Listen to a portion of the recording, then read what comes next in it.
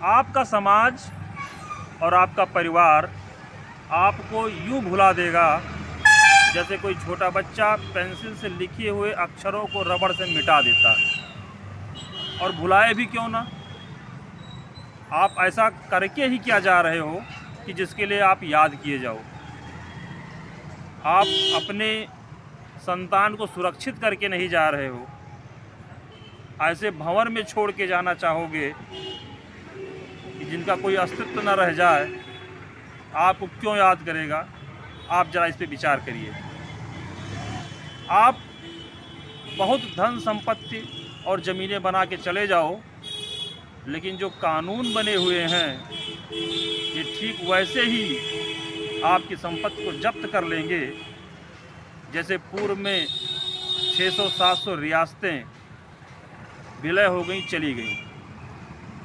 आप ज़रा सोचो कि अगर आरक्षण और SC/ST जिस तरह काम कर रहा है ये एक्ट ऐसे ही काम करता रहा और दिनों प्रतिदिन इसको और इम्प्रूव किया गया, तो क्या आपको लगता है कि आपकी कमाई गई संपत्ति आपके बच्चों के भविष्य के लिए संचित रह पाएगी?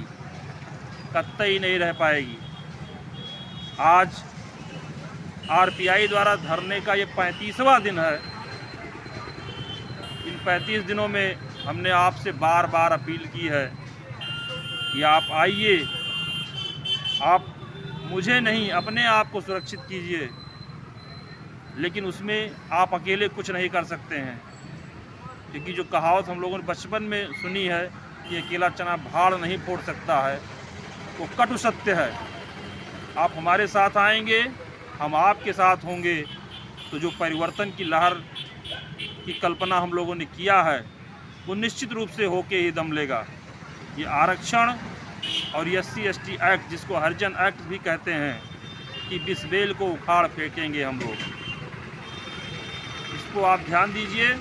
और सिर्फ जीना ही ज़िंदगी नहीं होती है, बच्चे तो जानवर भी पैदा कर लेते हैं, उनको एक सुखद भविष्य देना भी इंसान का काम होता है, क्योंकि इंसान इस संसार का सबसे बुद्धिमान जीव माना गया है।